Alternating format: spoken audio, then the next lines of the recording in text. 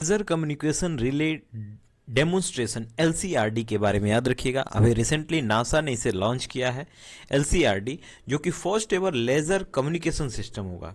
तो लेजर के थ्रू जो है ये कम्युनिकेशन होगा। LCRD जो है ये ऑप्टिकल कम्युनिकेशन स्पेस में कैसे हो सकते हैं, लाइट के थ्रू जो है इंफॉर्मेशन को कैसे जो है शेयर कर सकते हैं, ये LCRD करेगा। Currently most NASA spacecraft uses radio frequency communication to send data. तो अभी जो है रेडियो फ्रिक्वेंसी से डेटा सेंड किए जाते थे, अब लाइट के थ्रू ऑप्टिकल कम्युनिकेशन के थ्रू जो है ये सिग्नल्स भेजे जाएंगे, इंफॉर्मेशन भेजे जाएंगे। Optical communication will help increase the bandwidth 10 to 100 time more than radio frequency system. तो इसका जो बैंडविड्थ है वो इंक्रीज हो जाएगा, आसानी से जो है रेडियो फ्रिक्वेंसी से ज़्यादा अच्छे तरीके से हम इससे कम्युनिकेट कर सकते हैं। LCRD के दो ऑप्टिकल टर्मिनल्स होंगे, एक होगा जो कि रिसीव करेगा data from the user spacecraft और दूसरा जो है ट्रांसमिट करेगा डेटा, जो कि ग्राउंड स्टेशन से ये डेटा ट्रांसमिट होंगे। The modems will transmit the digital data into laser signal. तो ये जो ट्रांसलेट करेगा मॉडेम्स होंगे इसमें, जो कि डिजिटल डेटा को लेजर सिग्नल्स में कन्वर्ट कर देंगे और ये जो होंगे ये इनकोडेड बीम ऑफ लाइट के फॉर्म में मैसेज को पहुंचाएंगे। ये जो कैपेबिलिटी होगी LCRDs की, नासा की पहली जो है two way end to end optical relay होगा, जो कि ये एजेंसी रिलीज कर रही है। तो LCRD नासा का पहला two way end to end optical relay है और ये पहली बार जो है लॉन्च किया जा रहा है laser communication relay demonstration. Raigad fort के बारे में देखें, रायगढ़ फोर्ट तो यहाँ पे जो है रिसेंटली प्रेसिडेंट हमारे इंडियन प्रेसिडेंट वहाँ पे विजिट किए और ही paid the tribute to Chhatrapati Shivaji Maharaj. और रायगढ़ फोर्ट के बारे में देखें तो it is situated in Raigad district of Maharashtra और इसको जो है यूरोपियन जो है गिब्राल्टर ऑफ ईस्ट कहते थे और ये 12th सेंचुरी में मराठा क्लान से ही जो है रिलेटेड है, उनका ही जो है एरिया था और उन्होंने जो है इसे बनाया था। और ये अलग अलग हाथों में फिर गया ये फोर्ट, जैसे ब्राह्मण्स, फिर जो है इसके बाद निजाम शाहीज, फिर आदिल शाहीज ने इस पे जो है कब्जा किया रखा। 1556 में छत्रपति शिवाजी ने इसको कैप्चर किया और फिर इसके बाद जो है इन्होंने आदिल शाही सुल्तानत से कैप्चर किया था जो छत्रपति शिवाजी थे। यहाँ पे एक आर्टिफिशियल लेक भी है, गंगा सागर लेक कहते हैं इसको। छत्रपति शिवाजी महाराज के बारे में देखें तो एक वॉरियर किंग थे महाराष्ट्र के, जिन्होंने जो है मराठा एम्पायर को फाउंड किया था और शिवनेरी फोर्ट में इनका जन्म हुआ था 19 फरवरी 1630 को। इनकी माता का नाम जीजाबाई और इनके पिता का नाम शाहजी भोसले था। गुरिल्ला वारफेयर टैक्टिक्स से जो है लड़ाइयाँ करते थे ये लोग और जो है ये सभी धर्म को का सम्मान करते थे और इन्होंने जो है इनका लक्ष्य यही था कि मुगल रूल को जो है ख़त्म करें और मराठा एम्पायर को इस्टेब्लिश करें। पैनेक्स 21 एक्सरसाइज जो है ये होने वाली है, एक कर्टन रेजर इवेंट है, एक स्पोर्टिंग इवेंट है जिसमें ह्यूमैनिटेरियन असिस्टेंस और डिजास्टर रिलीफ के लिए ये एक्सरसाइज कंडक्ट की जा रही है पैनेक्स 21, जिसमें बिमस्टेक कंट्रीज जो है शामिल है। बिमस्टेक का मतलब है the Bay of Bengal initiative for multi sectoral technical and economic cooperation. तो बे ऑफ बंगाल के पास वाली जो कंट्रीज हैं उन्हीं को जो है हम बिमस्टेक कंट्रीज कहते हैं। अब यहाँ देखें तो ये एक्सरसाइज जो है 20 से 22 दिसंबर के बीच में होगी और ये पुणे में होगी, पुणे में प्लान की गई है। और जो सब्जेक्ट मैटर एक्सपर्ट्स और डेलीगेट्स जो है इंडिया, बांग्लादेश, नेपाल, भूटान, म्यांमार, श्रीलंका और थाईलैंड जैसी कंट्रीज़ के यहाँ पार्टिसिपेट करेंगे और जो है किस तरह बेस्ट वे में ह्यूमैनिटेरियन असिस्टेंस और डिजास्टर रिलीफ जो है ये प्रोवाइड करेंगे, उसके लिए ये लोग एक्सरसाइज कर रहे हैं। अब bay of Bengal initiative for multi sectoral technical and economic cooperation BIMSTEC क्या है? एक रीजनल ऑर्गेनाइजेशन है जिसमें 7 मेंबर स्टेट्स हैं और ये सारे स्टेट जो है बे ऑफ बंगाल के पास लगे हुए हैं। बैंकॉक डिक्लेरेशन 1997 से जो है इसको बनाया गया था। मेंबर स्टेट जो है बांग्लादेश, भूटान, इंडिया, नेपाल, श्रीलंका, म्यांमार और थाईलैंड है। इस वीडियो में हम कोयांग ट्राइब के बारे में देखेंगे। ये न्यूज़ में इसलिए थे क्योंकि मास किलिंग हुई है यहाँ पे सिक्योरिटी फोर्सेस द्वारा। तो नागालैंड के मॉन डिस्ट्रिक्ट में ये कोयांग ट्राइब रहते हैं। अब कोयांग ट्राइब के बारे में देखें तो ये यहाँ की एक मेजर एथनिक ग्रुप्स है नागालैंड की, और ये मोस्टली मॉन डिस्ट्रिक्ट है, वहाँ रहते हैं जिन्हें जहाँ जो है जिसको कहते हैं हम लैंड ऑफ अंग्स। ये अरुणाचल प्रदेश, आसाम और मणिपुर में भी हमें देखने को मिलते हैं। अंग या फिर वांग जो है ट्रेडिशनल चीफ होते हैं इनके, और फेशियल टैटूज इस पे दिखता है कि ये जो है अपने दुश्मन के सिर लेकर आएंगे, ऐसा जो है फेशियल इनके जो है टैटूज इनके चेहरे पे बने होते हैं। और ये काफ़ी कट्टर वॉरियर होते हैं, नागालैंड के जो ये कट्टर वॉरियर होते हैं, लड़ाकू होते हैं, जो कि कोयांग ट्राइब में हमें देखने को मिलते हैं। ये कुछ अपने लिए हथियार भी बनाते हैं, जो कि जंगलू कहते हैं इसको, और वुडन स्कल्पचर्स भी ये बनाते हैं। तो कोयांग ट्राइब जो है नागालैंड की है, और इसको याद रखिएगा कि यहाँ जो है ये सिक्योरिटी फोर्सेस जो है अभी इनको जो है सिविलियंस थे ये इनको जो है मारा गया, जिसके कारण जो है काफ़ी ज़्यादा चर्चा में थे। ट्रुथ 2.0 जो लॉन्च किया गया है गवर्नमेंट के द्वारा रिसेंटली, तो ये Atal mission for regeneration and urban transformation 2.0 इसका फुल फॉर्म है। इसमें देखें तो ये अमृत 2.0 डिजाइन किया गया है universal coverage of water supply के लिए। तो सभी हाउस होल्ड में जो है ये फंक्शनल टैप से पानी पहुंचे, जो भी स्टैट्यूटरी टाउन्स है वहाँ पे, और सीवेज मैनेजमेंट जो 500 अमृत सिटीज़ हैं उसमें ठीक की जाए इसको, और वाटर सिक्योर किया जाए जिससे ईज ऑफ लिविंग जो सिटीजन्स की है वो ठीक हो। अमृत 2.0 जो है ये सर्कुलर इकोनॉमी को भी प्रमोट करता है, जैसे कि recycle reuse of treated sewage, जो ट्रीटेड सीवेज वाटर है उसको फोकस करना कि उसको कैसे हम रीयूज कर ले, रिसाइकल करने। फिर rejuvenation of water bodies and water conservation, तो जो भी वाटर बॉडीज सोर्स हैं उसको रीजनरेट करने की जरूरत है फिर से, और वाटर कंजर्वेशन की जरूरत है कि वाटर जो है कंजर्व हो। इनका जो मेन फोकस है, जो फोकसिंग ये मेन फोकस कर रहे हैं universal coverage of functional water tap connection, तो टैप कनेक्शन सबके यहाँ हो, water tap connection, water source का कंजर्वेशन किया जाए, जो है ऐसे सिस्टम बनाया जाए जिससे वाटर के जो सोर्सेस हैं वो कंजर्व हो सकें। फिर वाटर बॉडीज और वेल्स जो हैं उनको रीजनरेट किया जाए, फिर से जो है उनको थोड़ा सा गहरा कर दिया जाए, जो वाटर बॉडीज हैं, तालाब हैं, कुएं हैं, उनको ठीक कर दें जिससे पानी स्टोर हो उसमें। इसके बाद जो ट्रीटेड वाटर है उसका कैसे रिसाइकल करना है, कैसे रीयूज करना है, इन सारी चीज़ों पे फोकस कर रहे हैं ये। रेन वाटर हार्वेस्टिंग कैसे ज़्यादा से ज़्यादा बढ़ानी है, और इस मिशन का जो है रिफॉर्म का एजेंडा यही है कि ईज ऑफ लिविंग जो सिटीजन्स की है वो ठीक हो। कैसे ठीक होगी, नॉन रेवेन्यू वाटर है उसको रिड्यूस करने की जरूरत है, reduction of non revenue water. फिर recycle of treated used water, जो ट्रीटेड यूज्ड वाटर है उसको ठीक करेंगे, रिसाइकल, और वाटर बॉडीज को रीजनरेट करेंगे, और डबल एंट्री अकाउंटिंग सिस्टम रखेंगे, यानी कि 2 तरह से अकाउंटिंग होगी इसकी। अर्बन प्लानिंग करेंगे और अर्बन फाइनेंस को जो है स्ट्रेंथन करेंगे। तो इस तरह Atal mission for regeneration and urban transformation 2.0 AMRUT scheme के तहत जो है ये ट्रांसफॉर्मेशन लाने वाले हैं वाटर सप्लाई के एरियाज में। तो याद रखिएगा ये गवर्नमेंट ने ये जो अमृत मिशन लॉन्च किया है वाटर सप्लाई को यूनिवर्सल कवरेज करने के लिए, universal coverage of water supply के लिए इसे लॉन्च किया गया है। और sewage treatment, sewage management, recycle जो ट्रीटेड सीवेज है उसको करने के लिए इसे लॉन्च किया गया है।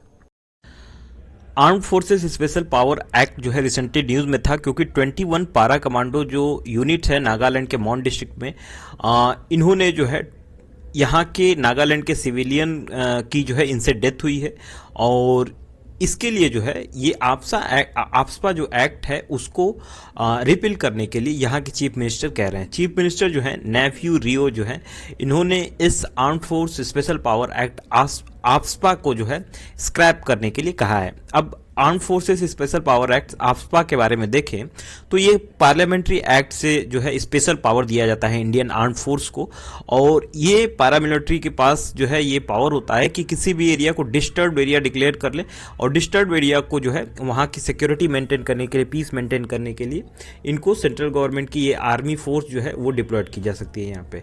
ऑब्जेक्टिव वही है कि जो भी डिस्टर्ब एरिया है वहाँ पे लॉ एंड ऑर्डर मेंटेन रखे। अब इसका सेक्शन 3 कहता है कि गवर्नर गवर्नर ऑफ स्टेट जो है, अगर वो ऑफिशियली नोटिफिकेशन देता है गजट ऑफ इंडिया में कि सेंट्रल गवर्नमेंट जो है इसको अथॉरिटी देता है कि वो डिप्लॉय कर दे आर्म फोर्सेस को वहाँ पे सिविलियन अथॉरिटीज को जो है असिस्ट करने के लिए। फिर सेक्शन 4 कहता है कि स्पेशल पावर्स जो है जो आर्मी ऑफिसर्स हैं उनको दिया जाता है इन डिस्टर्ब एरिया में, जिससे वो किसी भी इंडिविजुअल को शूट कर सकते हैं। कोई भी यदि वायलेट करता है इन लॉ को, या फिर जो है सस्पेक्टेड है कि जो है वायलेट करेगा लॉ को, तो उन पे जो है तुरंत शूट के लिए जो है ये ऑर्डर दे सकते हैं। The only condition is that the officer has to give a warning before opening fire. तो एक बार वार्निंग देकर जो है उसको मारा जा सकता है। तो ये जो है एक बार वार्निंग देके उन पे गोली चला सकते हैं। Security forces can arrest anybody even without an warrant. बिना वारंट के जो है इनको अरेस्ट किया जा सकता है, और बिना किसी सर्च वारंट के इनके साथ जो है, बिना किसी कंसेंट के इनके साथ जो है सर्चेज हो सकते हैं। Prosecution of the officer on duty for एलिज्ड violation of human rights require the prior permission of the central government. तो यदि जो है ऑफिसर्स यहाँ पे ड्यूटी पे इनके जो है ह्यूमन राइट्स का वायलेशन करते हैं, तो उसके लिए अगर कोई इनको पनिशमेंट देना हो तो सेंट्रल गवर्नमेंट की परमिशन चाहिए।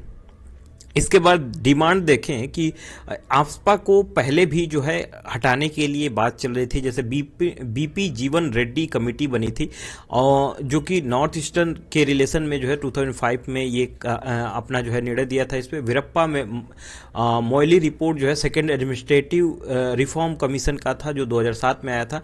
इन दोनों रिपोर्ट्स ने जो है इन दोनों के रिपोर्ट्स ने कहा कि इसको जो है रिपेल कर दिया जाए, जो आफ्सपा ये इन लोगों ने बनाया था, पार्लियामेंट ने बनाया था। अभी कहाँ कहाँ जो है अप्लाई होता है, कौन कौन से स्टेट्स हैं जहाँ पे यूनियन टेरिटरीज हैं जहाँ पे आफ्सपा को लगाया गया है, जैसे throughout the Assam and Nagaland, पूरे आसाम और नागालैंड में लगाया गया है। In Manipur with the exceptions only for the municipal areas of Imphal. तो इम्फाल के म्युनिसिपल एरियाज को छोड़कर हर जगह जो है मणिपुर में लगा है। और इसको जो है विड्रॉ कर दिया गया है मिजोरम, त्रिपुरा और मेघालय से। कुछ एरियाज में, सम एरियाज जो कश्मीर वैली की हैं वहाँ पे भी जो है इसको लगाया गया है। तो ये आफ्सपा है जिसपे जो है आर्म फोर्सेस को एक स्पेशल पावर होता है, जो कि डिस्टर्ब एरिया में किसी को भी शूट कर सकते हैं, यदि जो है वहाँ की पीस को मेंटेन करने के लिए सेंट्रल गवर्नमेंट इन पारा कमांडोज को वहाँ जो है लगा सकते हैं, और वो किसी को भी शूट कर सकते हैं बिना किसी प्रायर परमिशन के। और उनसे जो है ये लोग कुछ सर्च करना हो या फिर किसी भी तरह से जो है उनको अरेस्ट करना हो, तो बिना किसी प्रीवियस जो है कोई भी पुराने एक बिना वारंट के जो है इनको इसमें इन्वेस्टिगेट कर सकते हैं। तो arm forces special power act के बारे में ध्यान रखिएगा। इंटरनल सिक्योरिटी का से रिलेटेड इससे क्वेश्चन आ सकते हैं, प्रीलिम्स में भी आफ्सपा के बारे में पूछ सकता है। कजहुएली बर्ड सेंचुरी के बारे में देखें तो रिसेंटली ये एक वेटलैंड था, कजहुएली वेटलैंड था, जिसे जो है नोटिफाइड किया गया है एज अ बर्ड सेंचुरी। तो ये वैल्यूपुरम डिस्ट्रिक्ट तमिलनाडु में है, और रिसेंटली इसे जो है नोटिफाइड कर दिया गया है बर्ड सेंचुरी की तरह। तो कजहुएली जो वेटलैंड है ये second largest brackish water lake है साउथ इंडिया की। पोलिकट लेक के बाद जो है ये दूसरी सबसे लार्जेस्ट ब्रैकिश वाटर लेक है, और ये इंटरनेशनल इंपॉर्टेंस है, वेटलैंड ऑफ इंटरनेशनल इंपॉर्टेंस है। सिग्निफिकेंस देखें तो अब इसको सेंचुरी जब बना दिया गया है तो इसको बेटर प्रोटेक्शन इस वेटलैंड को मिलेगा यहाँ पे, और ये प्लेस जो है एक एडुकेट इकोलॉजिकल सिग्निफिकेंस रखता है, जिसके कारण जो है यहाँ पे वाइल्ड लाइफ का और ज़्यादा जो है प्रोटेक्शन हो पाएगा, उसको प्रोपोगेट कर पाएंगे, वहाँ पे जो है वाइल्ड लाइफ और इन्वायरमेंट का जो है डेवलपमेंट हो सकता है। ये जो प्लेस है ये काफ़ी ज़्यादा डाइवर्स है, जो फ्लोरा और फौना की स्पीसीज हैं काफ़ी ज़्यादा यहाँ पे है, और यहाँ पे लॉन्ग डिस्टेंस जो माइग्रेंट बर्ड्स हैं वो आती हैं, जैसे कोल्ड सब आर्कटिक रीजन्स की जो बर्ड्स हैं, या फिर सेंट्रल एशियंस और साइबेरियन रीजन की बर्ड्स हैं, वो इधर माइग्रेट करके आती हैं, जैसे कि black tailed godwits, Eurasian curlew and white stork and ruff. ये बर्ड्स जो है इधर माइग्रेट करके आती हैं इस बर्ड सेंचुरी में। तो इसलिए जो है याद रखिएगा कि इसको अभी रिसेंटली बर्ड सेंचुरी डिक्लेयर कर दिया गया है। इससे पहले ये वेटलैंड था, second largest brackish water lake है साउथ इंडिया की, तमिलनाडु में है ये। और कुछ यदि बर्ड्स यहाँ पे देख लें जो कि इधर से माइग्रेट करके आती हैं, वो black tailed godwits, Eurasian curlew, white stork और रफ है। तो इनके बारे में याद रखिएगा। इन्वायरमेंट कंजर्वेशन में या फिर जो प्रीलिम्स में आपसे रिलेटेड जीएस पेपर 3 से या फिर प्रीलिम से रिलेटेड क्वेश्चन जो है आपको इससे पूछे जा। कल्चर मैपिंग के बारे में यदि हम देखें तो ये कल्चर जीएस पेपर 1 का पार्ट है।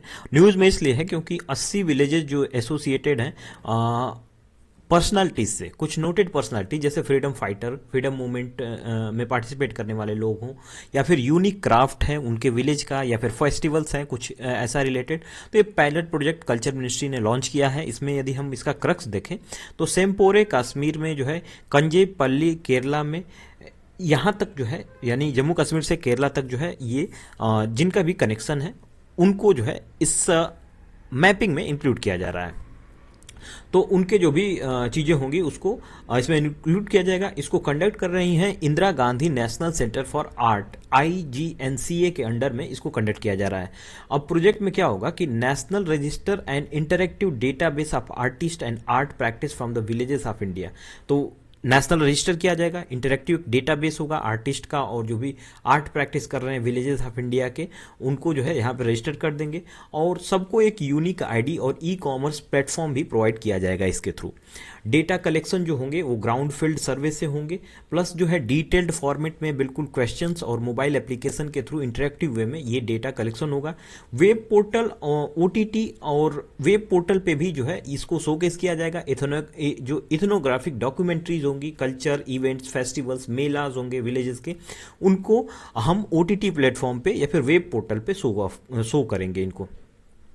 फिर आगे इसके देखें तो इसमें कुछ विलेजेस को लिस्ट किया गया है। जैसे लद्दाख से यदि हम देखें तो इस पायलट प्रोजेक्ट में जो है इंक्लूड किया गया है चोगलमसार, जो कि वांगला विलेज है, यहाँ से जो है वुड कार्विंग होती है, उसको इंक्लूड किया गया है। सेम्पोरे या फिर पंद्रेनथन बुडगाम डिस्ट्रिक्ट है जम्मू कश्मीर में, यहाँ पे ये 14th सेंचुरी की जो लालदेड़ या फिर लालेश्वरी है उससे जो है एसोसिएटेड है। फिर कटकार कालान विलेज जो पंजाब का है, ये भगत सिंह से रिलेटेड है, ये भगत सिंह से रिलेटेड विलेज है, इसलिए जो है इसकी मैपिंग की गई है। रेनी विलेज जो उत्तराखंड का है, ये चिपको मूवमेंट जो चलाया गया था उससे एसोसिएटेड है। कठपुतली कॉलोनी जो दिल्ली में है, वो माइग्रेंट कठपुतली आर्टिस्ट जो माइग्रेशन किए थे दिल्ली में उनका है। फिर 2 विलेजेस तमिलनाडु के हैं, जैसे इतैमपुरम जो बर्थ प्लेस है सुब्रमण्या भारती का, और दूसरा है थिरुचिगड़ी जो कि वुमन पोर्टर्स के लिए फेमस है। ये 2 विलेज तमिलनाडु के इंक्लूड किए गए हैं। तो इतने विलेज जो 80 विलेजेस हैं उसमें कुछ विलेजेस को हमने जो है इसमें देखा, इनकी जो है मैपिंग इसमें की गई है, और 80 विलेजेस की मैपिंग जो है पूरी होगी। ये कल्चर के अंडर में इससे रिलेटेड हमें क्वेश्चन पूछे जा सकते हैं। तो मिलते हैं अगले वीडियो में। प्रोजेक्ट रीहैब के बारे में देखेंगे, क्योंकि रीहैब का जो है काफ़ी एक सक्सेसफुल रिजल्ट रहा है। रीहैब के बारे में देखें तो इसका मतलब होता है कि reducing elephant human attack using बीज। तो मधुमक्खी का इस्तेमाल करके जो है हम जो एलिफेंट और ह्यूमन के बीच में कन्फ्लिक्ट हो रहा है उसको रोकने की कोशिश कर रहे हैं। तो रीहैब जो है सबसे पहले कर्नाटका में लॉन्च किया गया था, काफ़ी ज़्यादा यहाँ पे सक्सेस मिली थी हमें, लगभग 70% जो एलिफेंट अटैक केसेस थे वो कम हो गए थे। इसको लॉन्च जो करता है वो करता है खादी और विलेज इंडस्ट्रीज कमीशन, KVIC जो है इसको लॉन्च करता है। और इसको फिर से जो प्रोजेक्ट कर्नाटका में सबसे पहले लॉन्च किया गया था उसी को अब आसाम में लॉन्च किया जा रहा है। तो जो अब देखा जाए इसमें कि 332 ह्यूमन डेथ जो है रिपोर्ट हुई थी 2014 से 2019 तक ड्यू टू एलिफेंट अटैक। तो एलिफेंट अटैक के कारण जो है असम में इतनी सारी केसेस जो है हमें देखने को मिलती है। अब इस प्रोजेक्ट के बारे में यदि हम देख लें तो प्रोजेक्ट रीहैब का मतलब हमने समझा कि reducing elephant human attack using बीज। तो बीज का इस्तेमाल करके जो है हम ह्यूमन और जो एनिमल्स जो ये एलिफेंट अटैक कर रहे हैं ह्यूमन पे उसको रोके जा सकते हैं। ऑब्जेक्टिव इसका यही है कि जो हैबिटेशन है लोगों का, ह्यूमन हैबिटेशन है, उसमें एलिफेंट अटैक ना करे, हनी बीज से जो है हम प्रिवेंट करें इसको। In entails installing bee boxes along the periphery of the forest and villages. तो जो फॉरेस्ट जहाँ से विलेजेस शुरू हो रहे हैं उसके किनारे किनारे यदि हम बी बॉक्सेस लगा दें और बी बॉक्सेस लगा के उसको बी फेंसेस लगा दें। बी फेंसेस का मतलब ये है कि किनारे किनारे जो है उनको हम रस्सियों से ऐसे जोड़ दें कि अगर वो क्रॉस करके अंदर आए तो क्या हो कि उससे जो है मधुमक्खियां डिस्टर्ब हो जाएं और वो जो है हाथी के पास चले आए। तो अगर ये एलिफेंट का जो है बीज के साथ, बीज से बहुत प्रॉब्लम होती है और बीज यदि इनके पास आएंगी तो ये जो है फिर दूर भागने लगेंगी। तो इस तरह जो है हम इनको कनेक्ट करेंगे, बीज को एक धागे से कनेक्ट कर दें जिससे कि वो जब अंदर आए तो उससे जो है बीज को पता चल जाए और जो है इससे बीज एलिफेंट्स पे अटैक कर दें जिससे वो वापस चली जाए। It is believed that elephants fear of the bees will prevent them from transgressing into human landscape. तो जो फियर है बीज का एलिफेंट को, उसी को जो है यहाँ पे इम्प्लीमेंट करके हम प्रोजेक्ट रीहैब चला रहे हैं जिससे एलिफेंट्स दूर चली जाएं। अब प्रोजेक्ट रीहैब जो है एक सब मिशन है केवीआईसी, जो कि नेशनल हनी मिशन है।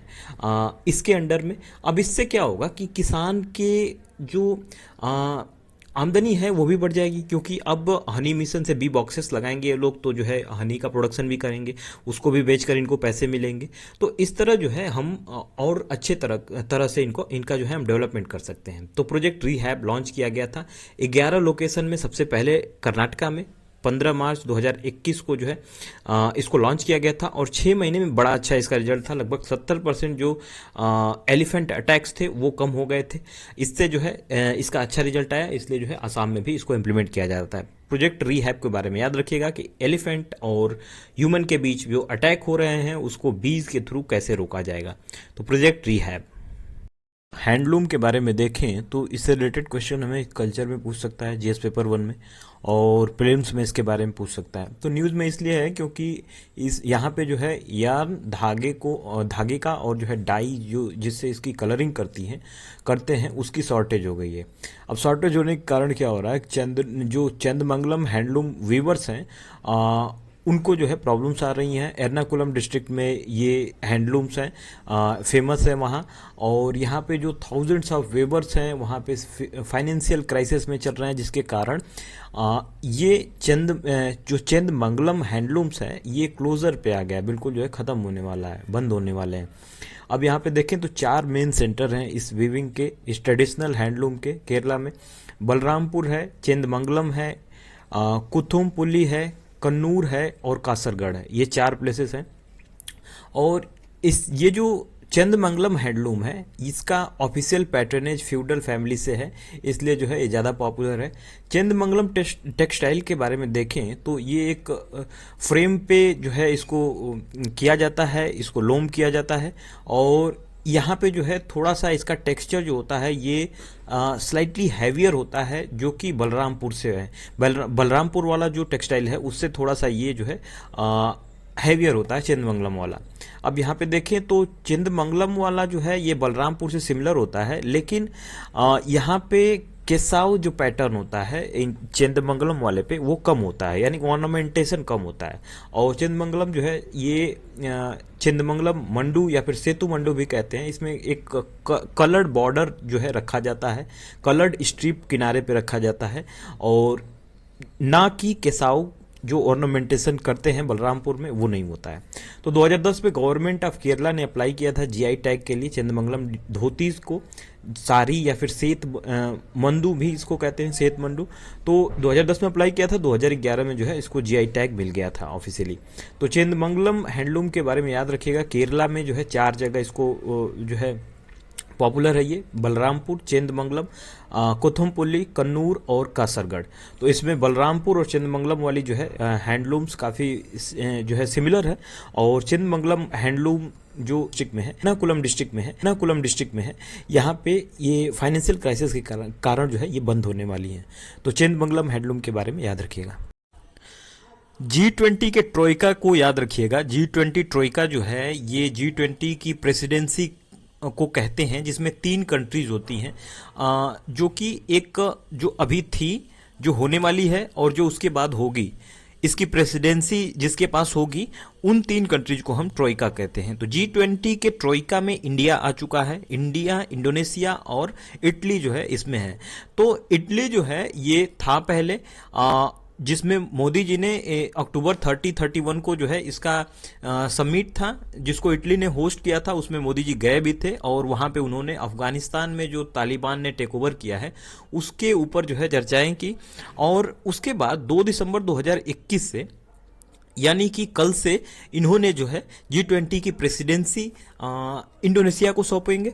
इंडोनेशिया जो है इसका प्रेसिडेंसी इनके हाथ में होगा। फिर इनकी जो थीम होगी वो होगी रिकवर टुगेदर रिकवर स्ट्रॉन्गर, ये इनकी थीम होगी, रिकवर टुगेदर रिकवर स्ट्रॉन्गर। और ट्रोइका मेंबर जो होंगे इसमें इंडिया जो है 2022 में दिसंबर फर्स्ट को 2022 में इसकी जो है प्रेसिडेंसी लेगा इंडोनेशिया से, और 2023 में अपनी समिट जो है पहली समिट का जो है को जो है लीड करेंगे।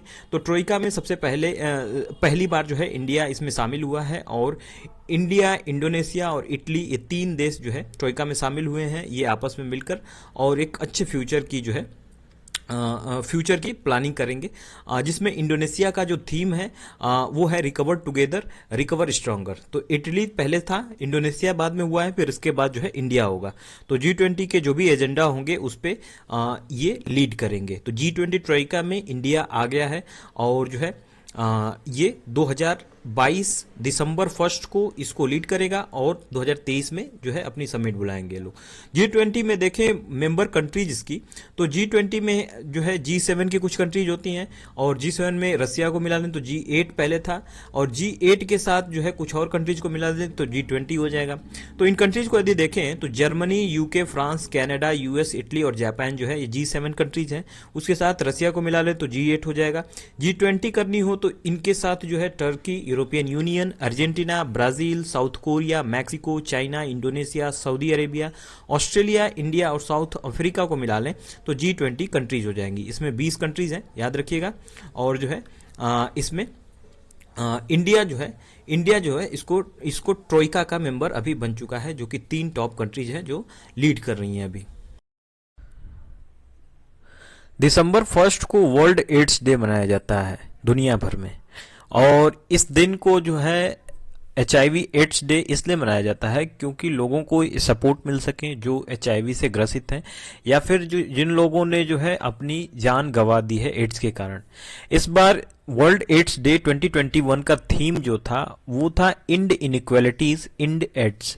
तो ये इस बार 2021 का थीम था। Acquired immunodeficiency syndromes, AIDS जो है एक क्रोनिक डिजीज है जिसमें ह्यूमन के इम्यूनो डिफेंसी वायरस जो है वो इनको डैमेज कर देता है। जैसे कि इसमें क्या होता है कि पर्सन जो सफरिंग होता है वो उसके इम्यून सिस्टम को डैमेज कर देता है डिजीज, और उनकी जो डिजीज से फाइट करने की एबिलिटी होती है बॉडी की वो खत्म हो जाती है। ये वायरस स्प्रेड करता है प्रेग्नेंट वुमन को, जो है चिल्ड्रन से हो सकता है, और ब्रेस्ट फीडिंग के दौरान भी बेबी के थ्रू ब्रेस्ट फीडिंग के दौरान भी ये इन्फेक्शन हो सकता है। इसके बाद HIV वायरस जो है ये ट्रांसफ्यूजन जो ब्लड का हो रहा है या फिर इन्फेक्टेड नीडल यूज कर लिया जा रहा है, इससे HIV वायरस फैलता है। HIV इन्फेक्टेड पर्सन जो है ये हाईएस्ट रिस्क ऑफ इन्फेक्शन तब होता है जब कोई डोनेटेड ऑर्गन जो है इन्फेक्टेड हो, तब तो इससे बहुत ज़्यादा ये इफेक्ट करता है। इसके बाद जो है और भी सारे रीजन्स है इस वायरस के स्प्रेड होने के, और सबसे बड़ा जो इसमें रीजन है वो है अनप्रोटेक्टेड सेक्स का। यदि HIV इन्फेक्टेड पर्सन से अनप्रोटेक्टेड सेक्स होता है तो फिर जो है ये एड्स तेजी से फैलता है। तो दिसंबर 1 को वर्ल्ड एड्स डे मनाया जाता है, याद रखिएगा। और इस बार का जो थीम था वो था इंड इनइक्वालिटी इंड एड्स। प्रधानमंत्री मत्स्य संपदा योजना PMMSY, ये जो है GS पेपर 3 एग्रीकल्चर फिशरीज से रिलेटेड टॉपिक है। प्रधानमंत्री मत्स्य संपदा योजना जो है स्कीम लॉन्च की गई है ब्लू रिवोल्यूशन को लाने के लिए, ताकि एक सस्टेनेबल और रिस्पॉन्सिबल डेवलपमेंट हो फिशरीज सेक्टर में। और ये PMMSY जो है एक अम्ब्रेला स्कीम है जिसमें 2 सेपरेट कंपोनेंट्स काम करते हैं। पहला सेंट्रल सेक्टर स्कीम्स जो अप्लाई होती हैं इसमें, और दूसरी centrally sponsored scheme. Central sector यानी कि पूरी तरह से सेंट्रली फंडेड होता है, और सेंट्रली स्पॉन्सर्ड स्कीम का मतलब यह है कि इसमें स्टेट्स के भी शेयर होते हैं। यहां देखें हम प्रधानमंत्री मत्स्य संपदा योजना के बारे में, तो 20,050 करोड़ रुपीज जो है यहाँ इसमें इन्वेस्टमेंट किए गए हैं 5 साल के लिए, 2020-21 के फाइनेंशियल ईयर से 2024-25 के फाइनेंशियल ईयर तक, यानी कि 5 साल तक जो है इतने रुपए ये लोग इन्वेस्ट करेंगे। और इनका गोल ये है कि ये फिश के एक्सपोर्ट को, जो एक्सपोर्ट हो रही है फिशेस, उनको 2024-25 तक डबल कर दें, जितने भी अभी हैं उसको जो है डबल करने का इनका लक्ष्य है। तो 2024-25 तक फिशरीज के जो एक्सपोर्ट हो रहे हैं उसको डबल ये करने का एम जो है रखते हैं, इनका गोल है प्रधानमंत्री मत्स्य संपदा योजना का। नासा एक ऐसे टेलीस्कोप को लॉन्च करने वाला है जो कि यूनिवर्स को इससे दूर जो है किसी ने कोई ऐसा टेलीस्कोप नहीं बना है जो इससे दूर जो है देखा हो, जिसका नाम है the James Webb space telescope, जो कि 30 साल लग गए हैं इसको बनाने में। $10 बिलियन इसको लगे हैं बनाने में, यानी 7.5 बिलियन यूरोज इसको बनाने में लगे हैं। और ये एक ग्रैंड साइंटिफिक इंडेवर्स है ऑफ द 21st सेंचुरी। तो जेम्स वेब स्पेस टेलीस्कोप के बारे में याद रखिएगा, नासा जो है इसे बनाया है और इसको अभी लॉन्च करने वाले हैं ये लोग। नूपुन भारत स्कीम जो है एक गाइडलाइन है, नूपुन भारत स्कीम, जिसमें जो है 3 से 9 साल के बच्चों को एक टारगेट बेस्ड एक लक्ष्य होगा, जिसके तहत इनको लिटरेसी न्यूमरेसी लाएंगे हम इनमें, मीन्स जो है इनको गणित की भी जानकारी हम लाएंगे और ये पढ़ सकें, इसके लिए भी हम इनके लिए कुछ गाइडलाइंस लाएंगे। तो department of school education and literacy launch किया इसको, national mission on foundational literacy and numeracy, जिसको हम national initiative for proficiency in reading with understanding and numeracy, जिसका शॉर्ट फॉर्म निपुण भारत हो रहा है। तो ये सेंट्रली स्पॉन्सर्ड स्कीम है, यानी कि सेंटर और स्टेट दोनों ने कंट्रीब्यूट किया है समग्र शिक्षा अभियान के तहत। और इनका मिशन यही है, इनका एम यही है कि ये अचीव करें एक फाउंडेशनल लिटरेसी, न्यूमरेसी में गणित वगैरह जो है लोग जाने, जो प्राइमरी क्लासेस है उनके बच्चे। तो निपुण भारत स्कीम याद रखिएगा, 3 से 9 साल के बच्चों के लिए लक्ष्य है, एक टारगेट है कि इनको हम फाउंडेशनल लिटरेसी और न्यूमरेसी जो है सिखाएं, निपुण भारत। अभी जो ऑन गोइंग विंटर सेशन है, इसमें 12 जो राज्यसभा के एमपी हैं उनको सस्पेंड किया गया है। ये सस्पेंशन इसलिए किया गया है क्योंकि इनके जो इन्होंने जो है हाउस में मिसकंडक्ट किया है, कंटेम्प्टियस और अनरूली वायलेंट बिहेवियर था इनका, इसलिए जो है ये सिक्योरिटी जो पर्सनल थे वहाँ पे उस पर इंटेंशनली अटैक कर रहे थे, इसलिए इनको मानसून सेशन से सस्पेंड किया गया है। अब एमपीज के लिए कुछ रूल्स होते हैं, कुछ पार्लियामेंट्री एटिक्वेट होता है जिसको फॉलो करना होता है, अगर उसको फॉलो नहीं करते हैं तो जो है इनको सस्पेंड किया जा सकता है। प्रोसीजर क्या है सस्पेंशन का, तो प्रिसाइडिंग ऑफिसर जो होंगे दोनों हाउसेस के, वो किसी एमपी को जो है सस्पेंड कर सकते हैं अगर जो है वो कोई जो है उसने जो है कोई वायलेंट बिहेवियर दिखाया है या फिर जो है कुछ रूल्स तोड़े हों, उस पे उसको हाउस से सस्पेंड किया जा सकता है। दूसरी चीज ये है कि ये पार्लियामेंट्री अफेयर भी इसमें पार्लियामेंट्री मिनिस्टर्स जो हैं वो इसमें एक्शन ले सकते हैं। जैसे प्रिसाइडिंग ऑफिसर यदि किसी को उसको एक व्यक्ति को चिन्हित करे कि हाँ जो है ये पर्टिकुलर व्यक्ति हाउस में जो है हाउस के बिजनेस को ऑब्स्ट्रक्ट कर रहा है, तो वहाँ की पार्लियामेंट्री अफेयर मिनिस्टर जो है एक मोशन लाएंगे और उसके थ्रू जो है उसको सस्पेंड कर देंगे जितने भी दिन के लिए। मैक्सिमम जो है ये सस्पेंशन जो होता है वो पूरे सेशन के लिए हो जाता है या फिर जो है 5 डेज के लिए सस्पेंड कर सकते हैं। 2001 में लोकसभा के रूल में जो है एक अमेंडमेंट किया गया और स्पीकर को एक एडिशनल पावर दी गई, एक नया रूल ऐड किया गया 374A। इसके तहत जो है स्पीकर इंपावर्ड थे कि ये जो है सस्पेंड कर सके एमपीज को मैक्सिमम 5 दिन के लिए अगर वो हाउस के बिजनेस को डिसरप्ट करता है। तो 2015 में जो स्पीकर थी सुमित्रा महाजन, इन्होंने 25 कांग्रेस एमपीज को सस्पेंड किया था। तो ये सस्पेंशन ऑफ एमपी से रिलेटेड क्वेश्चन हमें जीएस पेपर 2 के पार्लियामेंट टॉपिक से रिलेटेड है ये, और जीएस पेपर प्रीलिम्स के लिए जो है प्रीलिम्स में भी इससे क्वेश्चन आ सकते हैं, कैसे जो है सस्पेंड किया जाता है किसी एमपी को किसी एक पर्टिकुलर हाउस से। तो ये जो है आप याद रखिएगा, इससे क्वेश्चन आ सकते हैं। Namda craft ministry of skill development और इंटरप्रेन्योरशिप ने जो है लॉन्च किए हैं 2 प्रोजेक्ट, जिसमें जो है नामडा क्राफ्ट जो है एक कश्मीर का एक स्पेशल पायलट प्रोजेक्ट है, जिसमें जो कि प्रधानमंत्री कौशल विकास योजना 3.0 के अंडर में आएगा। और अप स्किलिंग जो है आर्टिसियन की करनी है, जो वेवर्स हैं कश्मीर के, उनको जो है अप स्किल किया जा रहा है।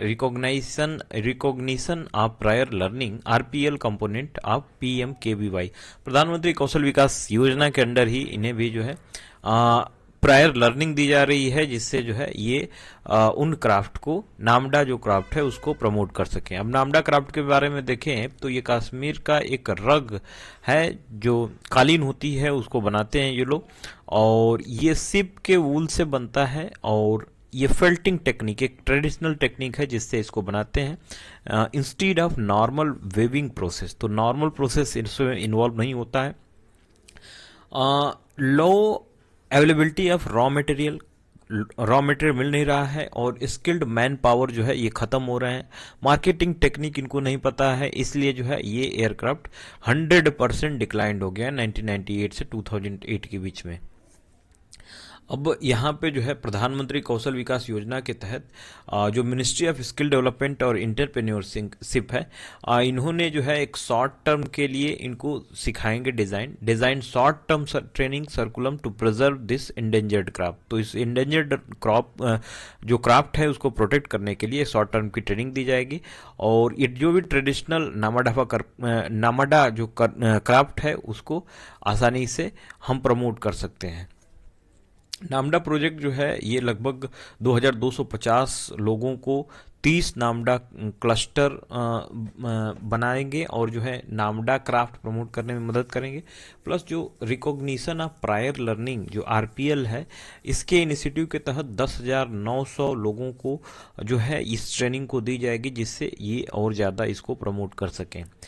इनके अंदर जो है ये एम्प्लॉयबिलिटी की कमी होती जा रही है, क्योंकि जो है ये क्राफ्ट को यदि बनाते, ये नामडा क्राफ्ट को प्रमोट करते, इस कालीन को जो है प्रमोट करते, तो यहाँ पे एम्प्लॉयबिलिटी होती और लोगों की अर्निंग होती।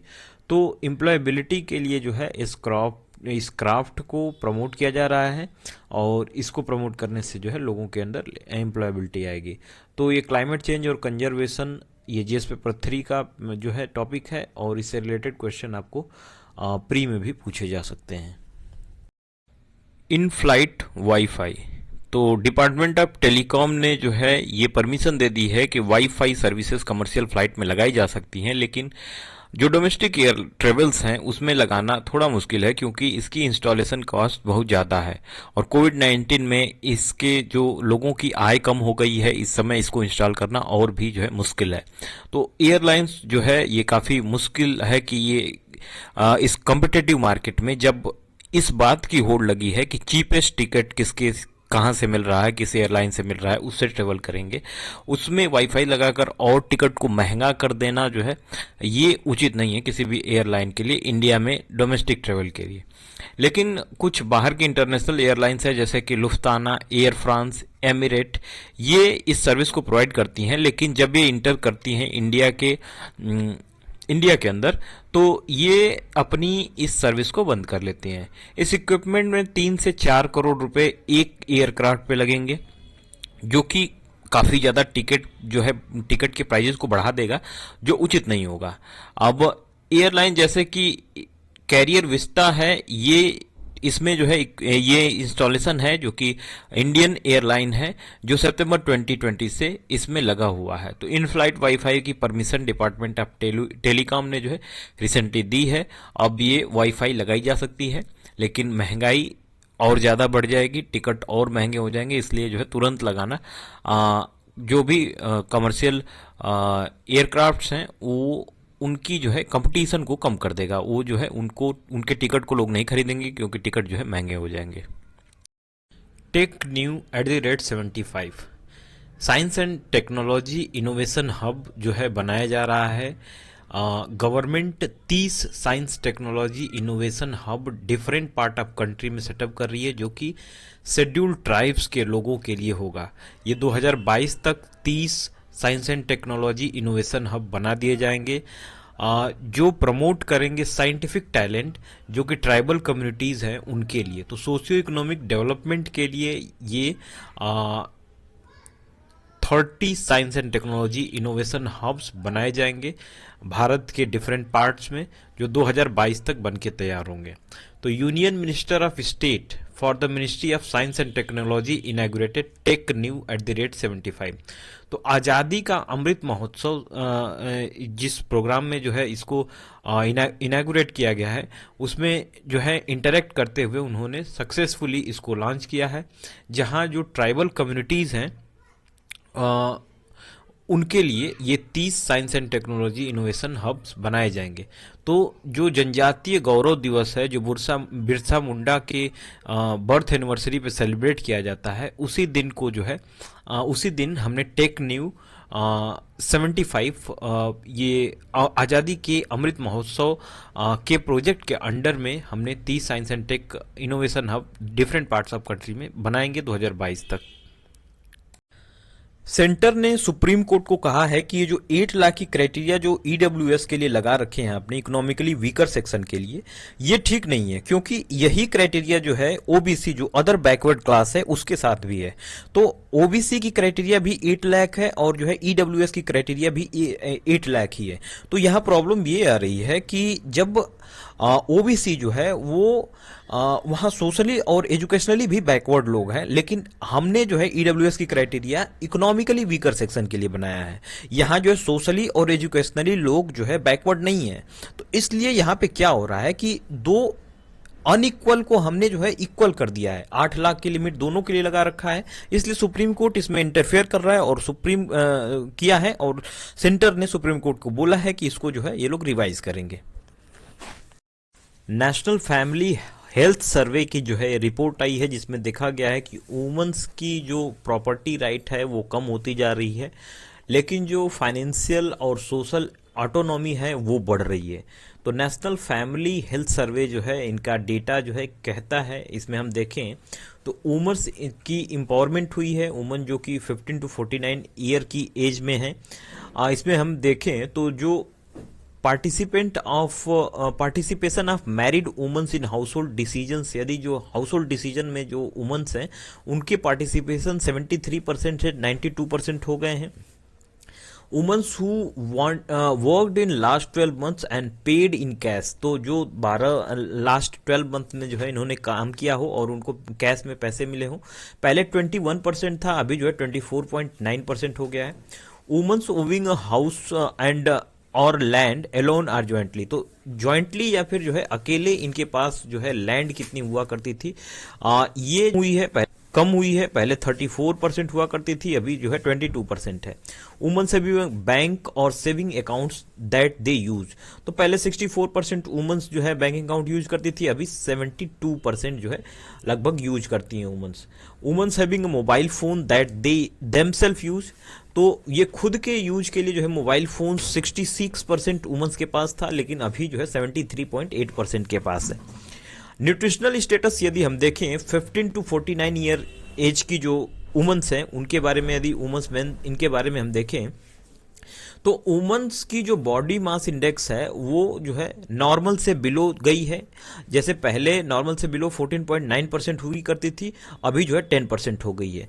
Main whose body mass index is below normal, तो नॉर्मल से जो बिलो बॉडी मास इंडेक्स है वो जो है कम हुआ है, पहले 17.7% हुआ करती थी, अभी जो है 9.1% है। वुमन हु आर ओवरवेट और ओबेस, तो मतलब ओवरवेट या फिर जो है मोटी हो गई हैं वो बढ़ रही हैं, अभी 33.5% से जो है 41.3% जो है बढ़कर हो गया है। मेन हु आर ओवरवेट और ओबेस, यानी कि मेन जो है जो ओवरवेट हो गए हैं उनका 24 से 38% हो गया है, और एवरेज आउट ऑफ पॉकेट जो एक्सपेंडिचर था हेल्थ सर्विसेज पे वो जो है घटा है।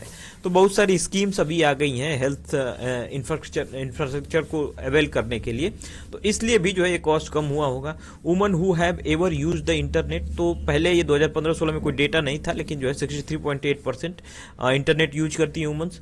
और men who ever use in the internet use करने वाले मेन 82.2% है, और house hold with any usual member covered under the health insurance financing scheme. तो किसी फाइनेंसिंग स्कीम या फिर हेल्थ इंश्योरेंस में इन्वॉल्व जो मैन है, किस कोई मेंबर है घर का, तो पहले 15.7% हुआ करते थे, अभी जो है 25% है। तो ये डेटा है नेशनल फैमिली हेल्थ सर्वे का। इसके बारे में जो है ध्यान दीजिएगा, थोड़ा बहुत जो है आइडिया होगा कि ये वुमेंस की प्रॉपर्टी राइट में डिप हुई है और जो है यहाँ फाइनेंशियल और सोशल ऑटोनॉमी बढ़ी है वुमेंस की, और ये बीएमआई इंडेक्स में क्या हुआ है, ये सारी चीज़ें जो है हल्का फुल्का पता रहेगा तो जो है ये हमें जो है एग्जाम में आसानी होगी। इस मैप में हम देख सकते हैं कि कुछ कंट्रीज को जो है ग्रीन कलर से दिखाया गया है, कुछ को जो है लाइट ग्रीन, कहीं पे जो है इन्होंने रेड कर दिया है, कहीं पे जो है इसको थोड़ा ऑरेंज रखा है। अब देखें कि इसको जो है क्यों इन कलर से जो है डिवाइड किया गया है, क्योंकि जो है जो ग्लोबल स्टेट डेमोक्रेसी रिपोर्ट जो है 2021 की आई है, उसके अकॉर्डिंग जो है जिन कंट्रीज में जो है रेड कलर जो आ गए हैं, डार्क रेड कलर्स आ रहे हैं, वहाँ की जो डेमोक्रेसी है वो खतरे में है, वो जो है अथॉरिटेरियन गवर्नमेंट है, बिल्कुल अथॉरिटेरियन है। और जो ग्रीन कलर की कंट्रीज हैं उसमें जो है सबसे ज्यादा जो डार्क ग्रीन है वो कलर्स दिखा रही हैं कि यहाँ डेमोक्रेसी जो है वो जो है ठीक पोजीशन में है।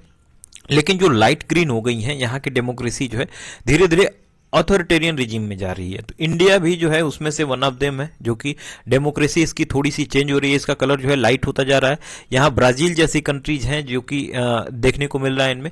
अच्छा, जो अथॉरिटेरियन कंट्रीज हैं उन पे जो है पैंडेमिक का बहुत बड़ा इफेक्ट पड़ा है, इन पे जो है बहुत ज़्यादा जो है चेंजेज इनमें आए हैं, ये और ज़्यादा अथॉरिटेरियन हो गई हैं। तो इसका जो है ध्यान रखिएगा कि इंडिया और ब्राजील जैसी कंट्रीज भी डेमोक्रेसी की जो एक जो है इनका पिछले सालों का रिकॉर्ड देखें तो उससे जो है इनका जो डेमोक्रेसी है यहाँ पे वो कम हुई है और थोड़ा सा जो है ये अथॉरिटेरियन गवर्नमेंट बन गई है। US India trade policy forum TPF के बारे में देखें तो रिसेंटली ये न्यूज में था, क्योंकि यूएस ट्रेड रिप्रेजेंटेटिव जो है वो हमारे रिश्ते जो है रिवाइव करने के लिए, फिर से ट्रेड पॉलिसीज में जो है रिवाइव करने के लिए ये इंडिया आए हुए हैं। 4 साल बाद जो है ये रिश्ते खराब हुए थे जो है, और इसके लिए जो है फिर से इसको ठीक करने के लिए, रिवाइव करने के लिए इंडिया जो है यूएस के रिप्रेजेंटेटिव आए हैं। अब यहाँ हम देखें कि कौन से हमारे नॉर्म्स हैं जो कि इन बायलैटरल ट्रेड्स को जो है रोक रहे हैं। यहाँ हमारे कुछ रूल्स हैं जो कि जो है यूएस ट्रेड के बायलैटरल जो ट्रेड पॉलिसी फोरम है उसको जो है ठीक से इंप्लीमेंट नहीं कर पा रहे हैं। तो इंडिया के कुछ रेगुलेटरी नॉर्म्स हैं, देखें तो मार्केट एक्सेस हमने रिस्ट्रिक्शन लगा रखे हैं, कुछ हाई टैरिफ्स हैं, फिर अनप्रेडिक्टेबल रेगुलेटरी रिक्वायरमेंट्स हम जो है करते रहते हैं, फिर रेस्ट्रिक्टिव ट्रेड मेजर्स हमने कुछ रखा है, ट्रेड मेजर्स को रिस्ट्रिक्ट करने के लिए जो है हमने कुछ जो है इसमें नियम कानून बना रखे हैं। एरियाज देखें, इस एरिया में जो है हम देखें कि कौन सी पोटेंशियल है जिससे हम ग्रोथ कर सकते हैं, जैसे digital economy, services, health related trade, agriculture. Common challenges यदि देखें इनके साथ तो क्लाइमेट चेंज और सस्टेनेबिलिटी की है, वल्नरेबिलिटी सप्लाई चेन की है, और promoting market oriented principles and structure. तो मार्केट ओरिएंटेड जो प्रिंसिपल और स्ट्रक्चर है उसको प्रमोट करने के प्रमोट करना जो है हमारे लिए चैलेंज है। तो US India trade policy forum के बारे में हमने देखा, जो कि 4 साल बाद जो है हमारे ये रिश्ते रिवाइव करने के लिए इंडिया इनके रिप्रेजेंटेटिव आए हुए हैं। Andhra Pradesh decentralisation and inclusive development of all regions act जो बना था उसको जो है रिपील किया जा रहा है। आंध्र प्रदेश गवर्नमेंट ने पास किया एक bill to repeal the Andhra Pradesh decentralisation and inclusive development of all region act. तो ये जो एक्ट है कि ये बनाए थे कि Andhra Pradesh decentralisation and inclusive development of all regions act और capital region development authority act जो है 2020 का बना था, उसको जो है रिपील किया जा रहा है, उसको कैंसिल किया जा रहा है। ये एक्ट्स इसलिए बनाए थे कि जो है कंप्रहेंसिव लेजिस्लेशन हो सके, और जो है कंप्रहेंसिव लेजिस्लेशन हो सके, और the repeal was intended to undertake further study and consultation to impart more clarity to the policy of decentralisation. इसको रिपील इसलिए किया गया है क्योंकि और ज्यादा जो है इस पे स्टडी की जाए और कंसल्ट किया जाए कि जो है इस पे क्लैरिटी लाई जाए कि डिसेंट्रलाइजेशन से हमें क्या फायदे होने वाले हैं और क्या नुकसान होने वाले हैं। 3 कैपिटल्स के बारे में देखें तो आंध्र प्रदेश जो गवर्नमेंट है इन्होंने नोटिफाई किया था कि Andhra Pradesh decentralisation inclusive development of all region act 2020 लाए थे, और Andhra Pradesh capital region development authority लाए थे। दोनों को जो है रिपील किया जा रहा है। और ये जो लॉज हैं इनमें 3 कैपिटल्स जो हैं बनाने थे, जिसमें जो है पहली कैपिटल जो लेजिस्लेटिव कैपिटल थी वो अमरावती थी, और एग्जीक्यूटिव जो कैपिटल थी वो थे विशाखापट्टनम, और जुडिशियल कैपिटल जो है कुर्नूल को बनाया जा रहा था। तो ये अलग अलग 3 जगह जो है कैपिटल्स बनाए जा रहे थे। और इस जो लॉ था, ये जो बिल था, इसको जो है अभी की प्रेजेंट गवर्नमेंट ने जो है इसको रिपील कर दिया है, कैंसिल कर दिया है। तो आप देख सकते हैं ये जो है आंध्र प्रदेश का मैप है इधर, और यहाँ जो है कुर्नूल इस रीजन में जो है हमें देखने को मिलता है, जो कि जुडिशियल कैपिटल है। अमरावती बीच में है जो कि लेजिस्लेटिव कैपिटल है, और विशाखापट्टनम ऊपर है जो कि एग्जीक्यूटिव कैपिटल है। तो इसके बारे में आप ध्यान रखिएगा, क्वेश्चन पूछे जा सकते हैं। 1 ईयर कोटा जो है रिसेंटली न्यूज में था, क्योंकि तमिलनाडु गवर्नमेंट ने जो है एक अपील फाइल की है सुप्रीम कोर्ट में, चैलेंज करने के लिए मद्रास हाई कोर्ट का जो है एक डिक्लेरेशन है जो डिक्लेयर किया है, एक लॉ को जो है ऑर्डर दिया है उस पर कि वो अल्ट्रा वायरस है। अल्ट्रा वायरस का मतलब होता है कि वहाँ उस लॉ में जो है एक जो भी इनकी लीगल पावर है उससे ज़्यादा जो है इन्होंने अपनी अथॉरिटी को यूज किया हुआ है। तो ये जो है तमिलनाडु गवर्नमेंट के खिलाफ जो है ये ऑर्डर मिला है, जिसमें जो है इन्होंने 10.5% इंटरनल रिजर्वेशन जो है 1 ईयर कम्युनिटी को दे दिया है। जो ओवरऑल 20% कोटा है इनका मोस्ट बैकवर्ड क्लासेस में, इसमें 10.5% जो है सिर्फ 1 ईयर कम्युनिटी को दे दिया है। और ये इस बेसिस पे दिया है क्योंकि इनकी पॉपुलेशन ज़्यादा है। 1983 के जो है सर्वे में जो है ये पता चला कि इनकी पॉपुलेशन ज़्यादा है, इसलिए जो है इनको 10.5% जो है रिजर्वेशन दे दिया जाए इसमें मोस्ट बैकवर्ड क्लासेस में। 1 ईयर मूवमेंट के बारे में हम देखें हैं तो 1 ईयर जो है एक लार्जेस्ट और मोस्ट कंसोलिडेटेड बैकवर्ड कम्युनिटी है तमिलनाडु में। तो लार्जेस्ट और मोस्ट कंसोलिडेटेड वे में ये लोग रहते हैं, और इन्होंने जो है 1980s में काफ़ी ज़्यादा बड़ा जो है मैसिव प्रोटेस्ट जो है रेज किया था, जिसमें इन लोगों की डिमांड थी इन्हें जो है 20% का रिजर्वेशन मिले, और 2% का जो है ये 20% स्टेट में मिले, और 2% जो है सेंट्रल सर्विसेज में मिले। During agitations from September 17 to 23, 1987, many protesters were killed. तो इसी में जो है बहुत सारे प्रोटेस्टर्स मारे भी गए थे। ओबीसी कोटा को 1989 में जो है कोटा को स्प्लिट किया गया, जिसमें ओबीसी कोटा को 2 पार्ट में किया गया, और 2 पार्ट में जो है एक बैकवर्ड कास्ट एक हुआ, एक मोस्ट बैकवर्ड कास्ट हुआ। तो 2 पार्ट में डिवाइड हो गया, और इसको जो है हमने मोस्ट बैकवर्ड कास्ट में वेनियार कोटा को डाला, वेनियार कम्युनिटी को डाला। और वेनियार को जो है हमने मोस्ट बैकवर्ड कैटेगरी में जो है डाल दिया है कास्ट में, जिसमें 107 और भी कम्युनिटीज़ थी जिन्हें टोटल 20% का रिजर्वेशन मिलता था उसमें। लेकिन 3 डिकेड बाद जो है 30 साल बाद हम देख रहे हैं कि स्टेट गवर्नमेंट ने ये बिल लाया है कि जो 20% का रिजर्वेशन मोस्ट बैकवर्ड कास्ट को मिल रहा है उसमें 10.5% का रिजर्वेशन जो है हम वेनियार कम्युनिटी को दे दें।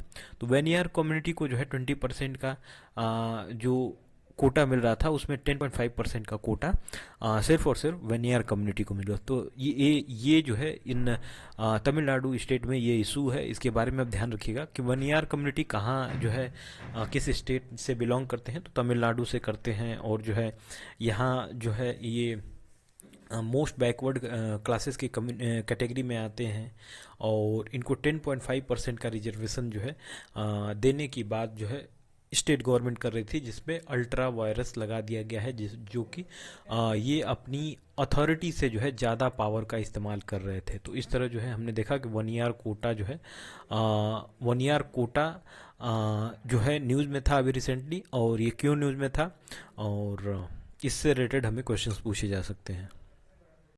रानी कमलापति रेलवे स्टेशन के बारे में याद रखिएगा, ये जो हबीबगंज रेलवे स्टेशन है उसका रिसेंटली नाम बदलकर जो है रानी कमलापति जो है रेलवे स्टेशन रख दिया गया है।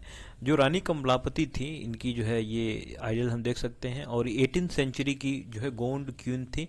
गोंड कम्युनिटी जो है ये लार्जेस्ट ट्राइबल ग्रुप्स है इंडिया की, और इसकी पॉपुलेशन लगभग 1.2 करोड़ है। और ये कम्युनिटी सबसे ज़्यादा हमें मध्य प्रदेश में दिखती है, दूसरे नंबर पे छत्तीसगढ़, और तीसरे नंबर पे झारखंड में दिखती है। तो इसके बारे में ध्यान रखिएगा।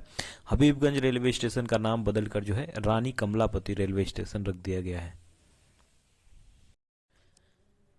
सब्ज बुर्ज के बारे में आप जो है याद रखिएगा, मेडिवल हिस्ट्री से रिलेटेड और आर्ट एंड कल्चर से रिलेटेड टॉपिक होगा। और सब्ज बुर्ज जो है ये दिल्ली की जो है अर्लीस्ट मुगल एरा मॉन्यूमेंट है, जिसका जो है रीस्टोर्ड किया जा रहा है, उसको कंजर्व किया जा रहा है। तो ये जो है रिसेंटली न्यूज़ में था। और ये जो हुमायूं का टॉम्ब है उसके ही बगल में है सब्ज बुर्ज। अब कुछ मुगल हिस्टोरियंस का कहना है कि सब्ज बुर्ज जो है ये फ़हीम खान के लिए बना है, और 1626 में जो है जो मर गया था, और ये जहांगीर के कोर्ट में, जो फोर्थ मुगल एम्परर हैं जहांगीर, उनके रीजन में था। और ये जो है कुछ लोग कहते हैं 1530-40 में ये बना है। और आर्कियोलॉजिकल सर्वे ऑफ इंडिया जो है इसको री इनोवेट कर रही है।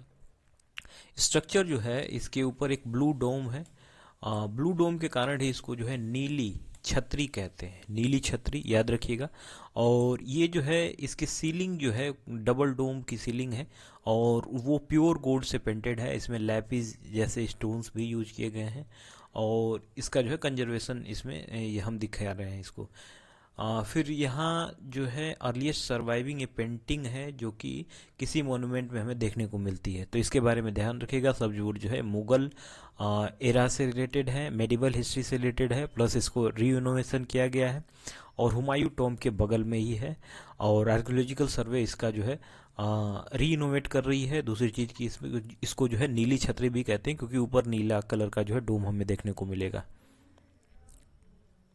इस वीडियो में हम झलकारी बाई के बारे में देखेंगे, जो कि एक वुमन सोल्जर थी, और जो 1857 का रिवॉल्ट था उसमें जो है इन्होंने पार्टिसिपेट किया था। ये रानी लक्ष्मीबाई झांसी की जो है एक वुमन आर्मी थी, और इन्होंने जो है इनकी जो है एक प्रोमिनेंट पोजीशन थी उस आर्मी में। और ये जो है रानी लक्ष्मीबाई की एक एडवाइज़र थी। और जब झांसी पे अटैक हुआ था उस समय, जब झांसी का किला सीज हो रहा था, तो उस समय जो है ये इन्होंने जो है रानी लक्ष्मीबाई को एडवाइस किया, वहाँ से स्केप करने में जो है इन्होंने मदद की, उनको जो है एडवाइस दी कि आप जो है यहाँ से निकल लें, और इन्होंने जो है उस समय उनकी प्रोटेक्शन की थी।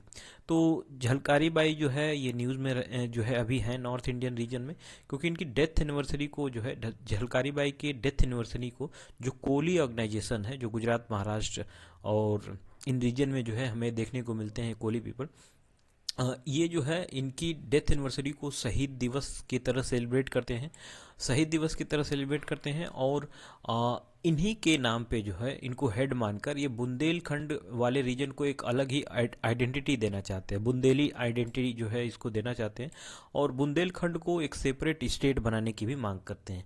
रिसेंटली अभी जो टेलीग्राफ डिपार्टमेंट है उसने एक पोस्टल स्टैम्प भी जो है झलकारी बाई को कमेमोरेट करने के लिए उनके नाम से जो है जारी किया है। तो आप जो है झलकारी बाई के बारे में याद रखिएगा, इससे रिलेटेड क्वेश्चंस पूछे जा सकते हैं। तो करतारपुर साहिब को जो गुरुद्वारा कॉरिडोर है उसको रिसेंटली ओपन किया गया है। ये अनाउंसमेंट जो है 19 नवंबर को गुरु नानक देव का, जो सिखिज्म धर्म के जो है सिख धर्म के जो फाउंडर थे, उनके बर्थ एनिवर्सरी के कुछ दिन पहले जो है इसे रीओपन किया जा रहा है। और करतारपुर साहिब जो गुरुद्वारा कॉरिडोर है इसके बारे में देखें तो इसे 2019 में सबसे पहले इनॉग्रेट किया गया था, कि जो दो इम्पोर्टेंट श्राइन्स को जोड़ता है। पहला है डेरा बाबा नानक, जो कि गुरदासपुर डिस्ट्रिक्ट पंजाब में है, और जो पाकिस्तान वाले रीजन में करतारपुर में जो है ये गुरुद्वारा दरबार साहिब है। इन दो पिलग्रिमेज साइट्स को जो है ये वीज़ा फ्री यहाँ जो है आप ट्रेवल कर सकते हैं, यहाँ जा सकते हैं। इस कॉरिडोर को जो है कमेमोरेट किया गया था, जो है इसके जो गुरु नानक देव हैं उनको कमेमोरेट किया गया था 550वीं उनके बर्थ एनिवर्सरी पे। और ये कॉरिडोर जो है पैंडेमिक के कारण सस्पेंड था, अभी जो है इसे रीओपन कर दिया गया है। गुरु नानक देव के बारे में देखें तो ये जो है सिख रिलीजन के फाउंडर थे, और इन्होंने निर्गुण फॉर्म ऑफ भक्ति को जो है स्टार्ट किया था। इन्होंने सैक्रिफाइसेस हैं उसको रिजेक्ट किया था, जैसे ritual bath, image worship, austerities, जैसे तपस्या होती है, स्क्रप्चर्स, ये सब जो है इन्होंने हिंदू और मुस्लिम दोनों में इसको रिजेक्ट कर दिया था, और ये नया ही धर्म इन्होंने बनाया था। तो जो इसके फिफ्थ प्रिसेप्टर थे गुरु अर्जुन देव, इन्होंने बाबा गुरु नानक देव के हाइम्स को जो है एक जगह कंपाइल किया और उसको आदि ग्रंथ साहिब कहा गया। करतारपुर गुरुद्वारा जो है ये 4 किलोमीटर का जो है कॉरिडोर है। गुरु नानक देव यहाँ पे जो है 18 साल तक अपनी लाइफ की जो है यहाँ पे बिताए थे, इसलिए जो है ये काफ़ी इम्पोर्टेंट है। और इन दो प्लेसेस को 4 किलोमीटर की दूरी है इनमें, डेरा बाबा नानक और जो ये गुरुद्वारा दरबार साहिब है, इन दोनों को जोड़ता है। तो करतारपुर साहिब गुरुद्वारा कॉरिडोर के बारे में याद रखिएगा, कल्चर में प्रीलिम्स में ये क्वेश्चन पूछे जा सकते हैं। तो एक नई स्कीम आई है द्वारे राशन स्कीम, जो है द्वारे राशन स्कीम लॉन्च की है वेस्ट बंगाल की चीफ मिनिस्टर ममता बनर्जी ने। और जो द्वारे राशन स्कीम है इसमें ये लोग फूड ग्रेन्स को घर तक बिल्कुल जो है डोर स्टेप्स तक जो है ये पहुंचाने वाले हैं। पब्लिक डिस्ट्रीब्यूशन सिस्टम के थ्रू जो है घर तक जो डीलर्स होंगे, जो भी यहाँ डीलर्स होंगे, वो फूड ग्रेन्स को घर तक जो है पहुंचाएंगे बेनिफिशरीज के। अब इसके फीचर्स देखें हम तो इस स्कीम में लगभग 10 करोड़ पीपल को जो है इस स्कीम से लाभ होने वाला है। दूसरी चीज़ ये कि जो ये राशन डीलर्स होंगे इनके 75 रुपये से लेकर 150 रुपये पर क्विंटल जो है पैसे इनको दिए जाएंगे। गवर्नमेंट जो है इनको जो 21,000 राशन डीलर्स हैं उनको जो है एक फाइनेंशियल असिस्टेंस प्रोवाइड करेगी 1 लाख रुपए का, जिससे ये लोग जो है राशन डिलीवर करने के लिए एक व्हीकल खरीदेंगे, जिससे ये इन राशन की डिलीवरी करेंगे। व्हाट्सएप चैट बॉक्स और जो है एक मोबाइल एप्लीकेशन भी लॉन्च किया गया है जिसका नाम जो है खाद्य साथी अमार राशन मोबाइल ऐप है। इसके थ्रू जो है राशन कार्ड यदि बनवाना हो, अप्लाई करना हो इनको, या फिर उससे रिलेटेड इन्फॉर्मेशन चाहिए तो वहाँ से इन्फॉर्मेशन ये ले सकते हैं। और भी जो है प्रोग्राम यहाँ पे चलाए गए हैं जिससे जो है राशन कार्ड जो यूजर्स हैं वो कहीं से भी एनी शॉप से एनीवेयर स्टेट के किसी भी कोने से जो है ये राशन ले सकते हैं। तो ये द्वारे राशन स्कीम लॉन्च की गई है, इसके बारे में ध्यान रखिएगा। वेस्ट बंगाल की ये स्कीम है।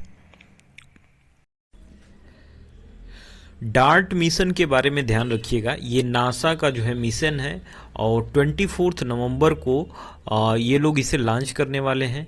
ये first planetary defence test mission है जहां जो है डबल एस्ट्रॉयड रीडायरेक्शन टेस्ट है, यानी कि जो एस्ट्रॉयड अर्थ के तरफ आ रहे हैं, जो हमारे लिए हजार्डियस एस्ट्रॉइड्स हैं, उनको उनसे डिफेंस के लिए प्लेनेटरी डिफेंस ड्रिवन टेस्ट है ये, उनसे डिफेंस के लिए जो है हमने डार्ट मिशन चलाया है।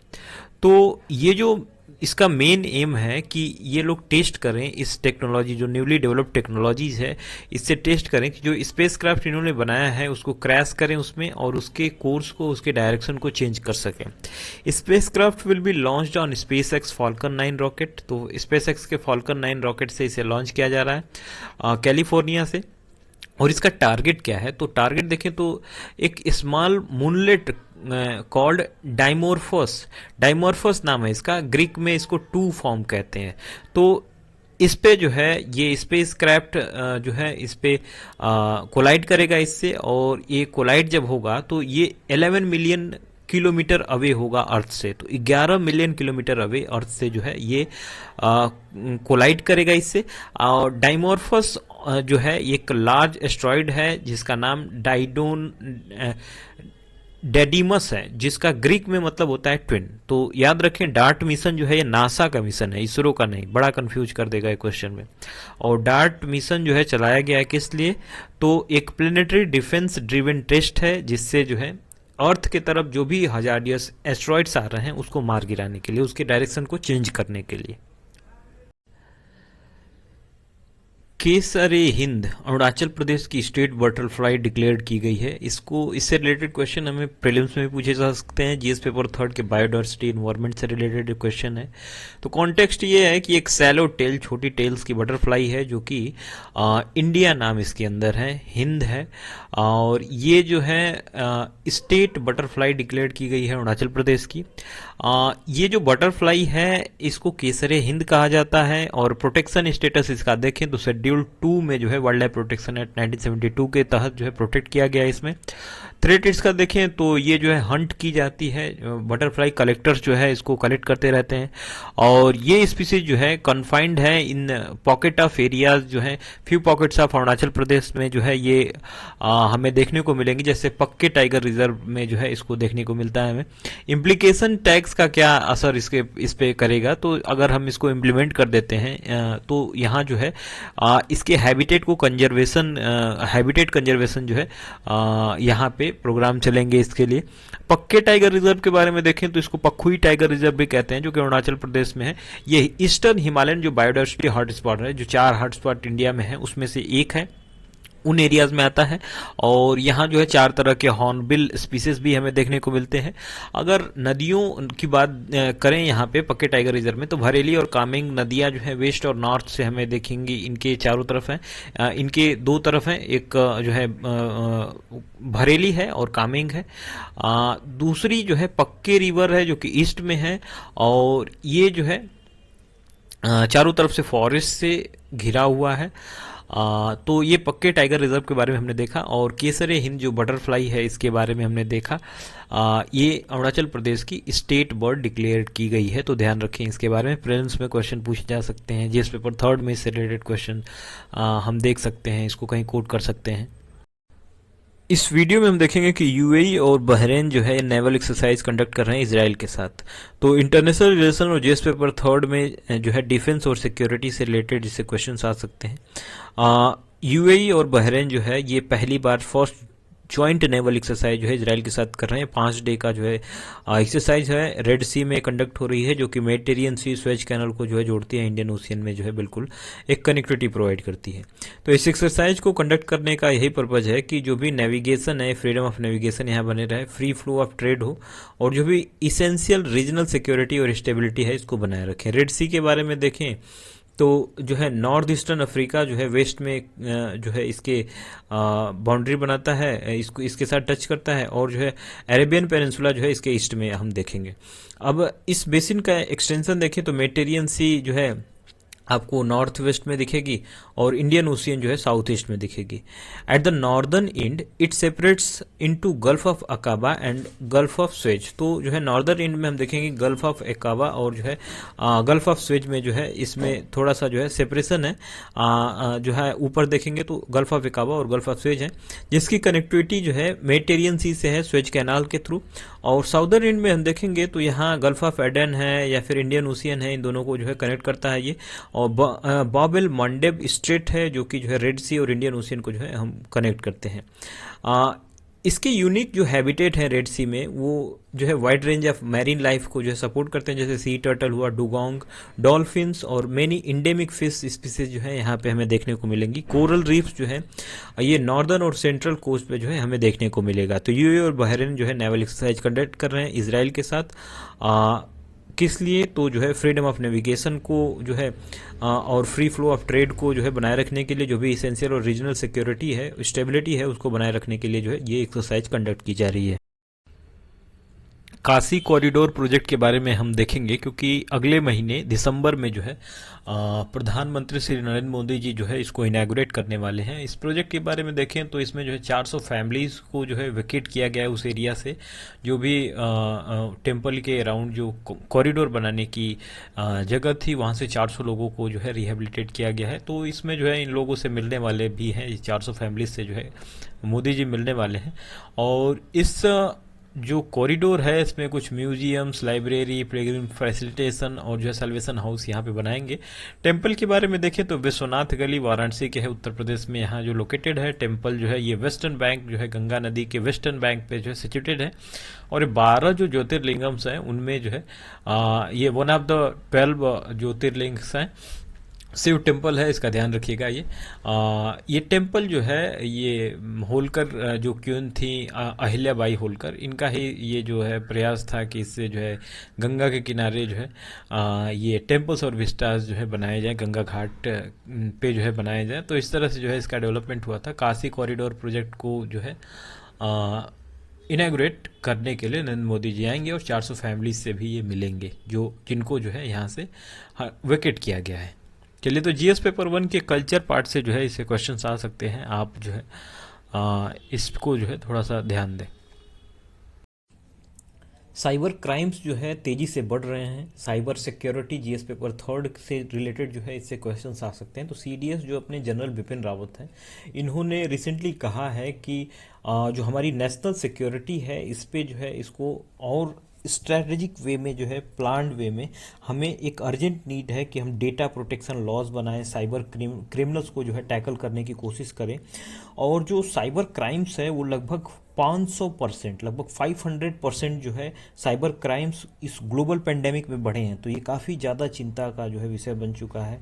नए नए जो है थ्रेट्स आ रहे हैं, जिसको जो है ड्रोन्स अटैक्स जैसी चीज़ें आ रही हैं। नई टेक्नोलॉजीज से जो है ये ड्रोन्स अटैक्स हो रहे हैं, या फिर रैंसमवेयर है, इंटरनेट ऑफ थिंग आईओटी का यूज करके जो है ये लोग ऐसी डिवाइसेस बना रहे हैं जो कि नेशनल हमारे नेशन के लिए जो है इससे जो है साइबर सिक्योरिटी जो है हमारे लिए बड़ा इशू है और इसको टैकल करना ज़रूरी है, क्योंकि इससे जो है साइबर अटैक्स हो सकते हैं। टेक्नोलॉजी डिपेंडेंसी पे हम बहुत ज़्यादा बढ़ चुके हैं अभी। तो ये जो कोविड था, कोविड में जो है हमने बहुत ज़्यादा जो है लॉकडाउन में ये जो है इंटरनेट का यूज किया है, और जो है अपना जो ज़्यादातर अपनी चीज़ों को जो है हमने टेक्नोलॉजीज पे ही डिपेंडेंस ज़्यादा बढ़ा दिया है। अब यहाँ सिक्योरिटी की बात आ रही है। सिक्योरिटी जो है हमें ज़्यादा से ज़्यादा जो है इस पे बनानी चाहिए एक प्लान्ड वे में, ताकि जो है हम अपने डेटा का प्रोटेक्शन कर सकें और ये नेशनल जो साइबर सिक्योरिटी है इसको जो है हम टैकल कर सकें बढ़िया प्लानिंग करके, ताकि जो है साइबर क्रिमिनल्स जो हैं वो कम हो सके। इस वीडियो में हम जो है ICIER और लर्न एशिया जो दो एजेंसीज हैं, थिंक टैंक है जो कि डिजिटल पॉलिसीज पे फोकस करके एक सैंपल सर्वे जो है लाया है। नया नेशनल सैंपल सर्वे जो है इन लोगों ने पब्लिश किया है। इसमें देखा गया कि 20% जो स्कूल एज चिल्ड्रेन थे वो जो है रिमोट एजुकेशन नहीं प्राप्त कर पाए हैं, जो कि एक सेंटर से, हब से, शहर से दूर बच्चे रहते थे। उनमें जो है 20% जो बच्चे हैं उन्होंने एजुकेशन पा ही नहीं पाया कोविड-19 में।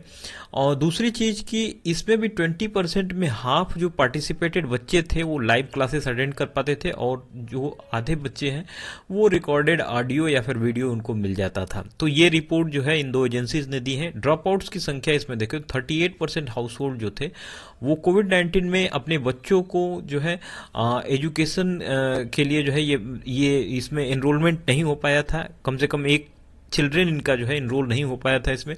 पुअर एक्सेसिबिलिटी थी भाई। 40% जो स्टूडेंट्स थे, जो चिल्ड्रेन थे, वो लो एक्सेस टू डिवाइस इनके पास नहीं थी। पुअर सिग्नल्स थे, हाई कास्ट थे, जिसके कारण जो है इस बेनिफिट का लाभ वो लोग जो है नहीं रिसीव कर पाए हैं। No education services to the enrolled. जो इनरोल्ड भी थे 5 से 18 एज के जो बच्चे थे उसमें 80% जो थे वो प्री पेंडेमिक से पहले इनरोल्ड तो थे, लेकिन जो है एजुकेशनल सर्विसेज उनको नहीं मिल पाई है। लोअर सोशियो इकोनॉमिक क्लास जो है बहुत ज़्यादा इफेक्ट हुआ है।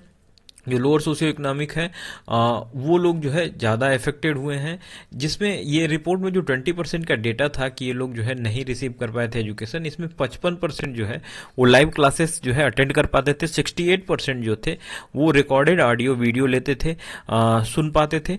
और स्मार्टफोन यूजेज में देखें तो 61% जो बच्चे थे वाया टेक्स्ट ये अपनी चीज़ों को पाते थे, और व्हाट्सएप से और बच्चे जो है इनको मिल पाता था जो भी मटेरियल था।